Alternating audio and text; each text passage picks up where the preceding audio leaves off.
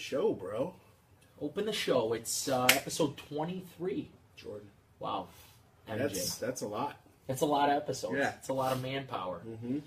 All right, let's get into it. So, number one, let's talk about Dwayne Wade this is going to be a pretty heavy NBA emphasis of a show tonight.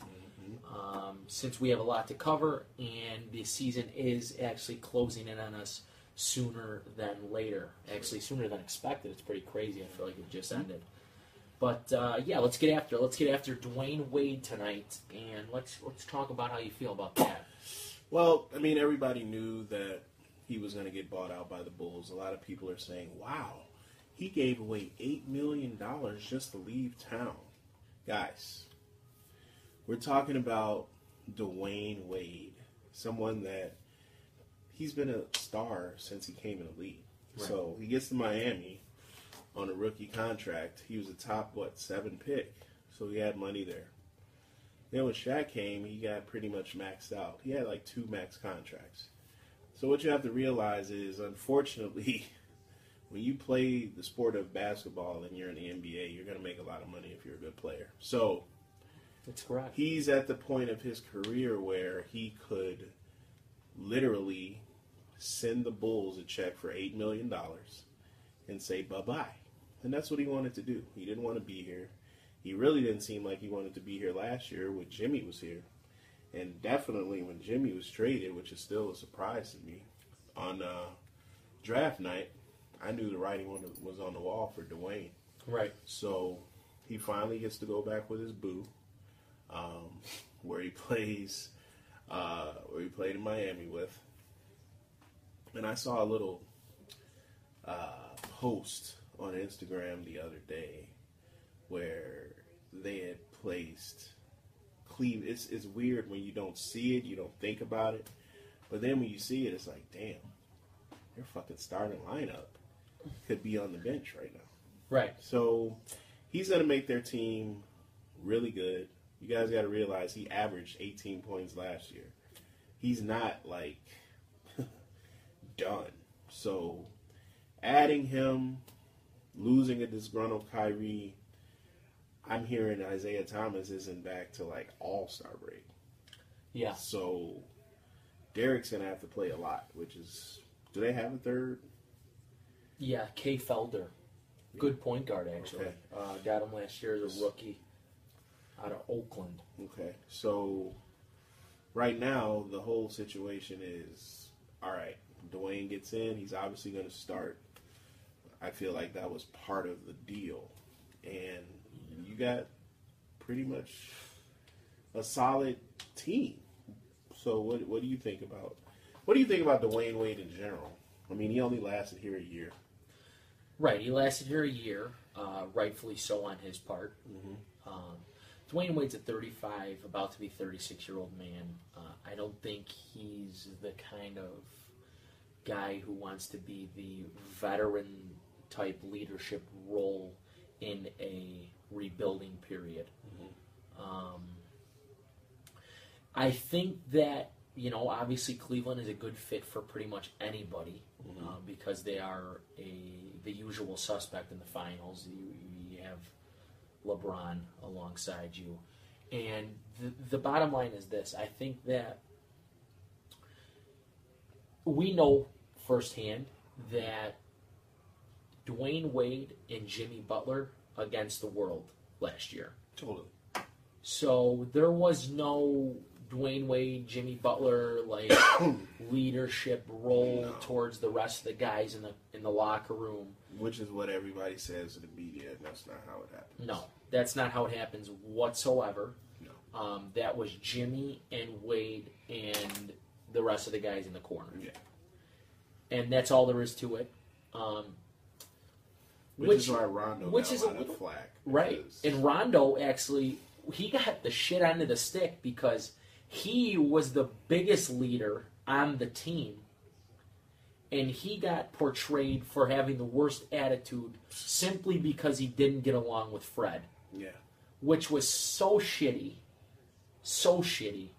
because we know Rondo to be this bad guy But really, last year, he did everything right from a leadership role. He could have sat back, earned the check, left fucking town. And he put on. He put them motherfuckers on blast the day after they blasted these their young teammates in the media.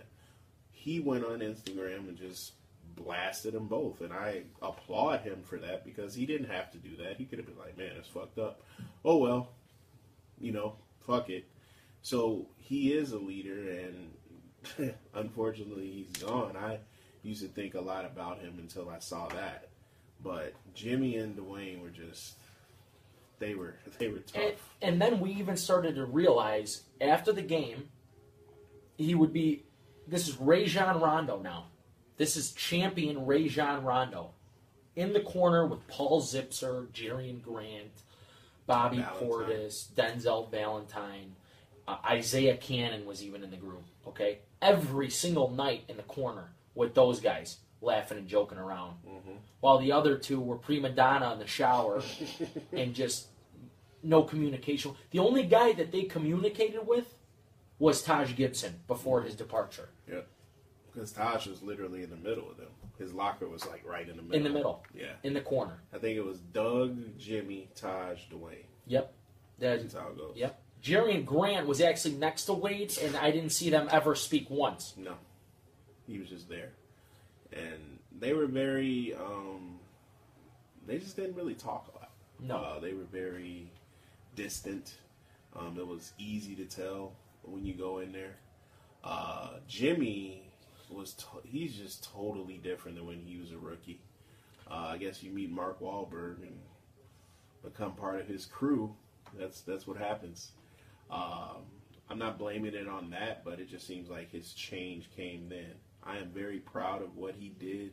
He is the epitome of hard work pays off, but sometimes you have to stay humble, man. Yeah. You have to be a humble person. I feel like I used to think LeBron was a douche, an asshole, but he does so much for different groups, and sometimes, man, you can't be freaking nice to people, man. Nope. Sometimes you can't just walk outside and, just meet the fans. There's a lot of ignorant people out here that want to start shit or want to say stuff. Yep. And that's the messed up part. Some of these players that are down to earth, they turn a little sour because one or two people ruin it for all of us when they say ignorant stuff or want to do something stupid. If you ever look at like these dudes' pages, LeBron could be like sitting down with his kids or something, having dinner, and somebody will say something ignorant, like, "Man, you ain't shit. Fuck you." It's like he can't be reading all of that because it's just it's weird, you know. So with Wade going, it's like I told you about that Instagram post with the bottle of wine. Yeah, he posted a bottle of wine in his hand. The next day was, is LeBron showing off? It's a $398 bottle of wine. Do you know what a $398 bottle of wine is to LeBron James? It's like $3.98. Yeah. This guy doesn't have to show off a bottle of wine. And it's not his fault. No, they look into the best everything. Player in the league, bro. Is that his fault? He's the best? No. Is it his fault that they want to pay him that amount of money a year? No. Do something. It's his fault that he's the best in the league. Come on. Because it is his fault. Why? That he's the best in the league.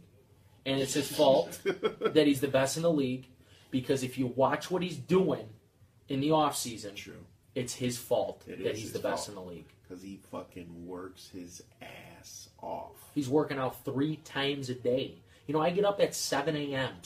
and he's got videos at 4:30 in the morning running around. Him and The Rock, if you want to get motivated, follow them motherfuckers on Instagram. That is why those motherfuckers are who they are, because they get up at the crack of ass and get in the fucking gym, get everything going, and when you're yawning and getting up, and that's including me, they are already on the second part of their day. And that's amazing, man. It is. That is a motivating factor for anybody. Just watch. But you're right, it is his fault. That motherfucker works his ass off. And then the people that don't, you'll see why. They'll probably be talented at first. It's like my philosophy in youth football or basketball or baseball. That little kid that's super awesome and killing everybody, sooner or later you're going to have to grow up and have to see what you have after that. Once that growth spurt hits, now what do you got? Are you still working your ass off, or are you just working on the talent that you used to have? Right. You know what I mean? Work is huge. You have to get a lot of work done. I was listening to, what's the Penn State player freaking killing everybody right Daquan now? Barkley? Daquan Barkley. He said specifically, he was like, did you see that video? Yeah. He said, I get in the weight room every day because that work is what pays off. Let's talk about the video. The video, he entered the weight room as a freshman. He told everyone, I will break every one of those records up there in the Penn State weight room. He power cleaned 400 pounds. He's a 200-pound, not even 200-pound running back. He's 5'11", 230, bro. Runs a 4.36 40. Wide receivers can't even run that. And we're talking about this guy is the top choice for Heisman if you're not watching college. And he will win it. He said, hey, man, I just put work in the room, the weight room. Kid's humble as fuck. And he's killing. He's at a university that, if everybody doesn't remember, 5 years ago was in the shitter. And he's got them at number 5. He's got them at number 4. And they won the Rose Bowl last year. Yeah. So it's all about putting in hard work. Yep. And it's going to pay off. But when you got people that, back to Wade, when you got people that, want it their way, he's at the position where I guess he's earned the right to say, you know what, I don't want to be here. Here's $8 million. Good luck to you. I want to go try to win one more with my guy. By all means, good riddance. Him and Jimmy, hopefully they'll do well, and we'll see what happens.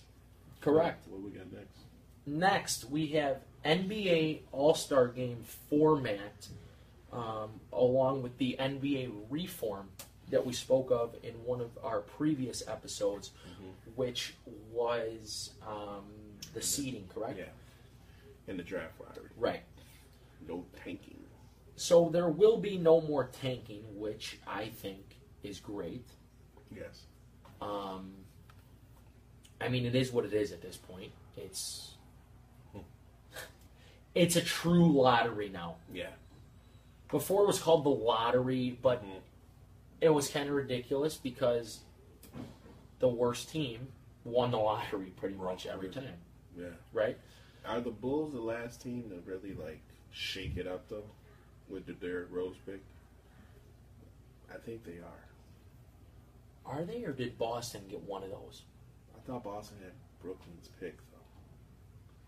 What was it, Cleveland? I think Cleveland might have got one with Kyrie. Yeah. Yeah, that's probably what happened. But it only happens randomly. I still personally think the Derrick Rose thing was a setup, but I could be totally wrong. But Chicago-born kid, blah, blah, blah. People don't realize how big Derrick Rose was coming out of college. With Michael, what's his name? Michael Beasley. From K-State. Yeah, so right now, character. Yeah, 2019 is when it kicks in, but the draft seeding for picks 7 to 14, which are the last picks prior to playoff teams, they're going to get an increased percentage to possibly get into the top 3, right? Which makes the Brooklyns and the Phoenixes and possibly the Bulls. Oh no, there's no possible. I was going to get to them. I didn't even think I had to say it because when I'm sawing into that medium steak, we'll be watching the NBA draft lottery. They're going to be there, and then they'll probably have a good chance because this is 2018. So maybe the Bulls will get it. I have no idea, and I don't know if you do, who's supposedly the next coming. The Nets will probably still be working. I mean, in college, who's the guy? I don't know who everyone's looking at right now, but I really couldn't tell you myself. I'm going to be quite honest. You got to see who's available. Yeah, I don't even know which one of these freshmen might come out. Yeah, I know there's a junior. I think Michael Porter Jr. Remember Michael Porter, name? yeah. He's at his dad's school. I think he went to, was it Washington? Yeah, because he left Missouri, and now they're in Washington because his dad's a coach there. Okay. So I'm sure that's not illegal. Whether they did that.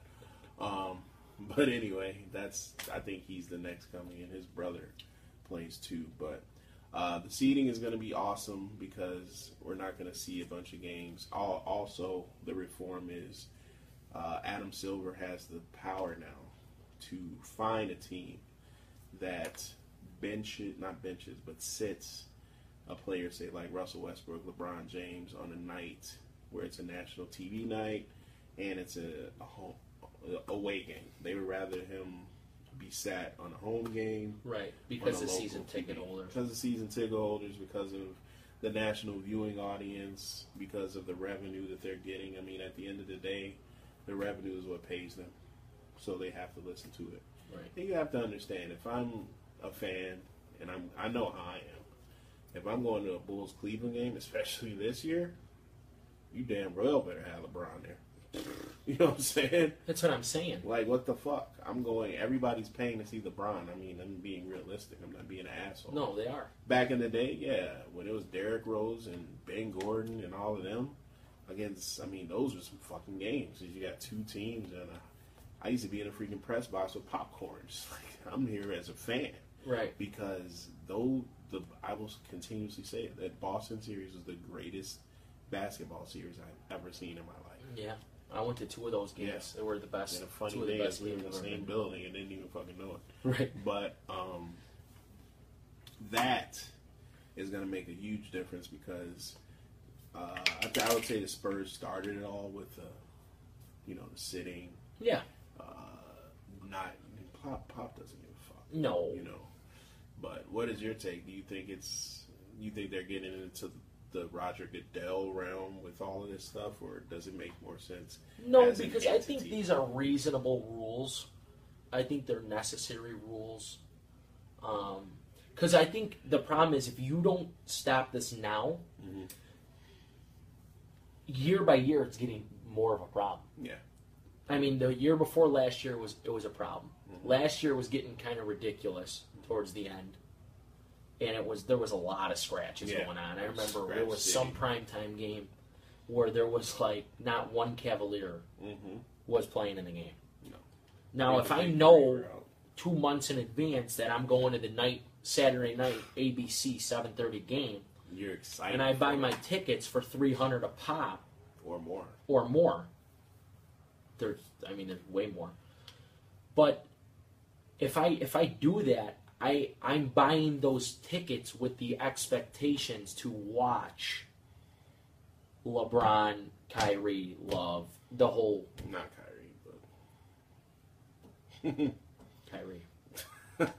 I want to see all those guys play Yeah. if I'm going to buy those tickets because... At Boston, I think OKC's coming the second week. Right, and especially because these premier matchups, it's crazy. That's what the NBA promotes. Right.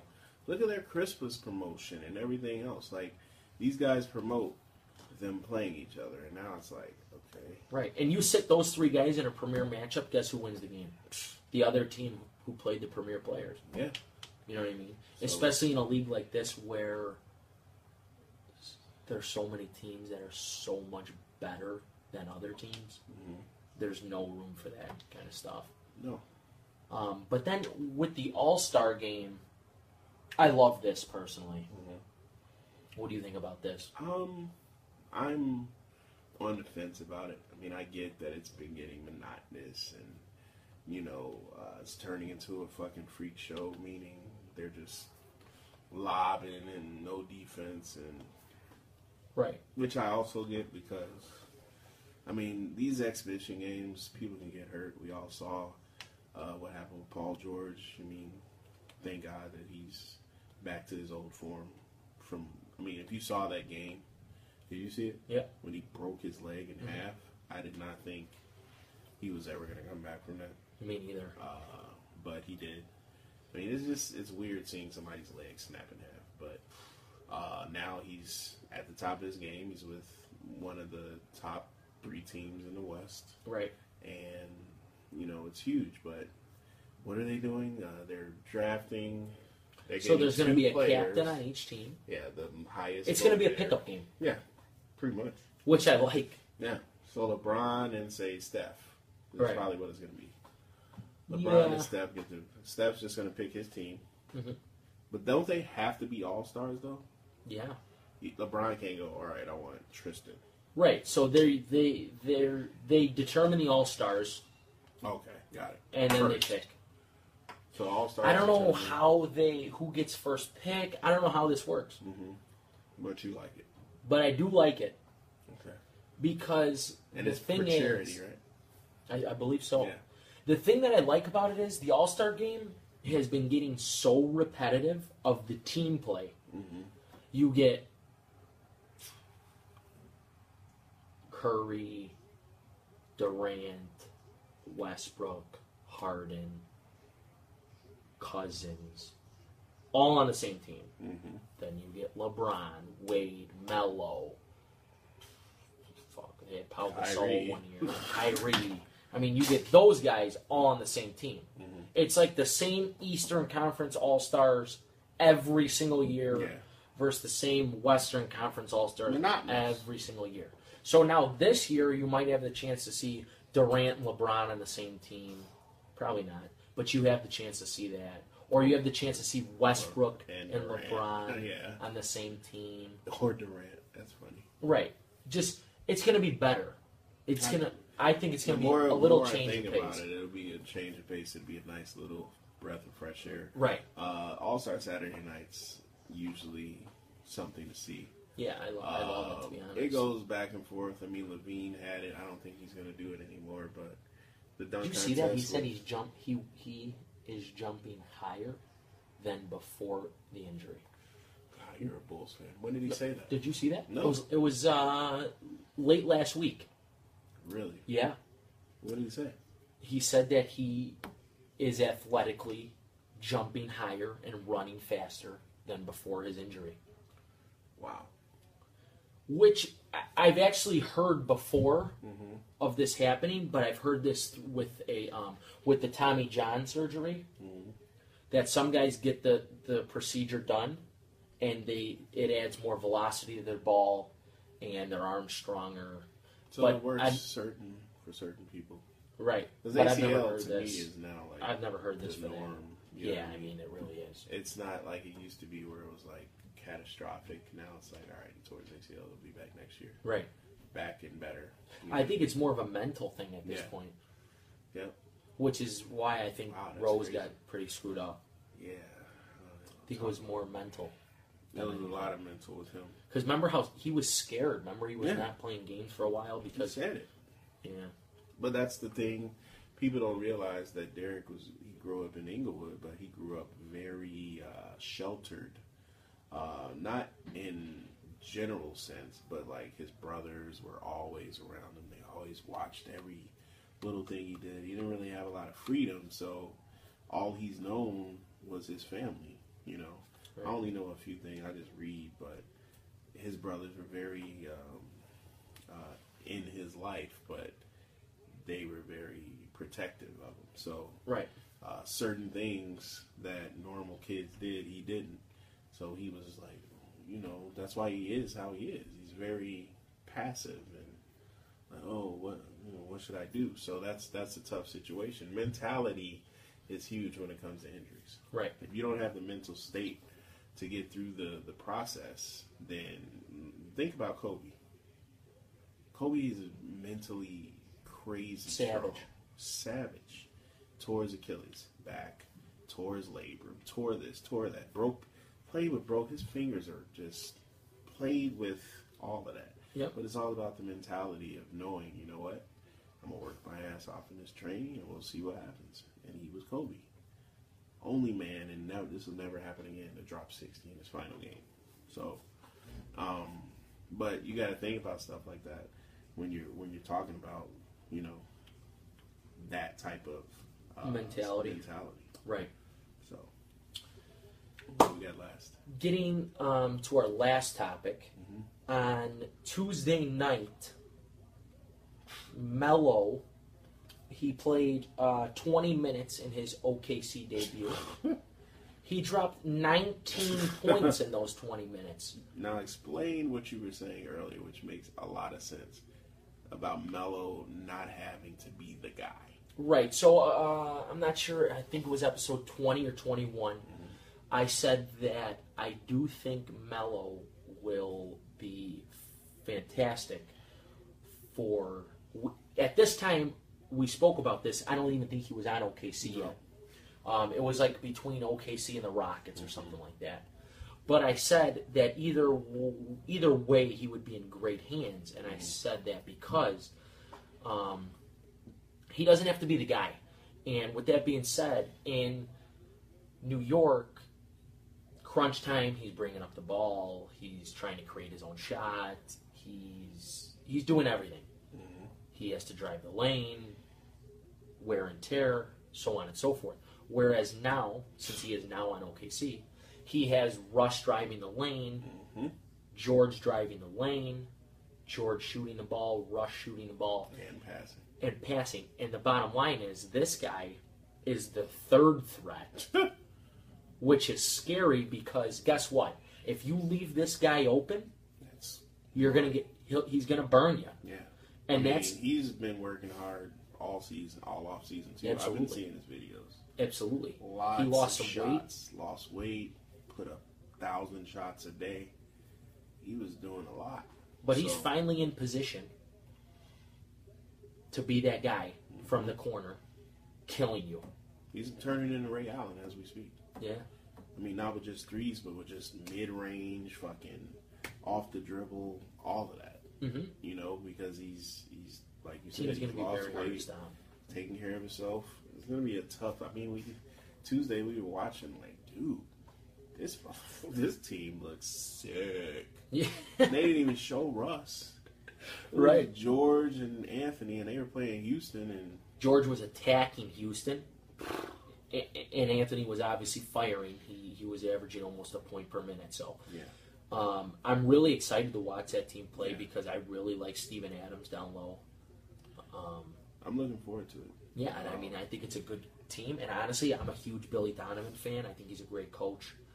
I'm looking forward to see what they do against Golden State. Me too. Yeah. Because that will be the Western Conference Finals. Oh, I mean, that's... Pending injury, that will be the Western. Just like Boston and Cleveland, in my opinion. I just don't see any... The Rockets will be no better than they were last year. You've stated that on numerous occasions, and I agree. Because people think the Rockets every year are going to be so good. They got Howard that year. Oh, the Rockets are going to be in the Western Conference Finals. They're unbelievable. Dwight Howard has fell off since, like... He's horrible. Did you see that Sports Illustrated issue? And I quote, he said, nobody should go through what I went through from rise to fall aspect. Mm-hmm. So he's admitting it. Oh yeah, he's extremely aware that he has his game has disintegrated. What does he mean by no one? Like, was it someone's fault? Was it injuries? Just into it, or? Everything, the way that everything happened between trades and attitude and peak and just everything. Yeah. He had a tough... I mean, people forget he went to the freaking finals with a very bad Orlando team. Correct. They weren't good. No, that was a terrible Eastern Conference not Finals. A great Orlando team. It was like LeBron versus Orlando. That was when LeBron was with Cleveland by himself. Right. Yeah. That was like LeBron versus Orlando by himself. And then the Lakers just bust their ass. Yeah, I mean, they had no chance. What was it? Jameer Nelson. Oh, man. Dude, really? Zaza? No, not Zaza, but Hedo? Turkoglu. Hedo Turkoglu. And another chef. That's a very... bad. It was. I'm thinking of one other guy they had played in the league for a long time. I actually kind of liked his game. Who? You'll when you say it.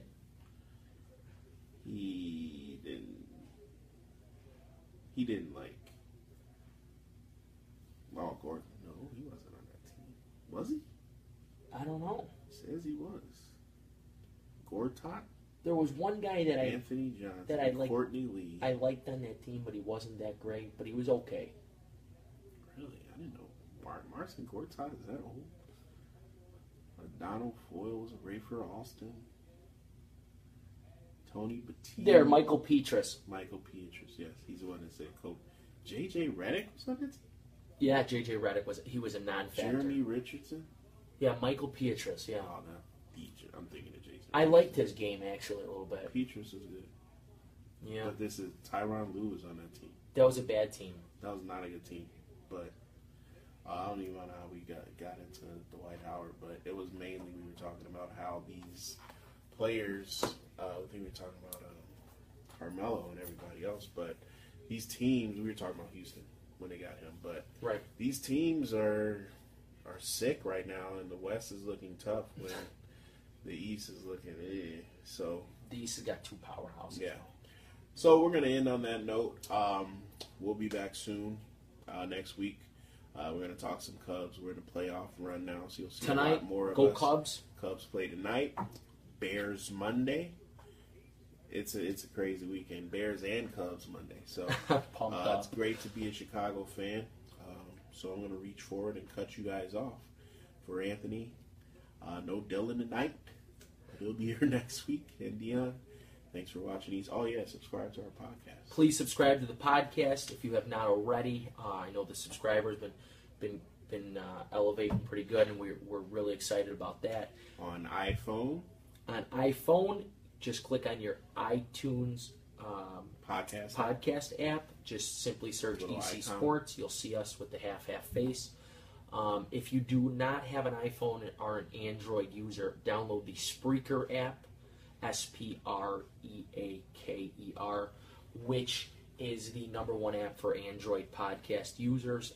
Simply again search EC Sports and you'll see our icon half and half, and make sure to subscribe. Thanks, guys.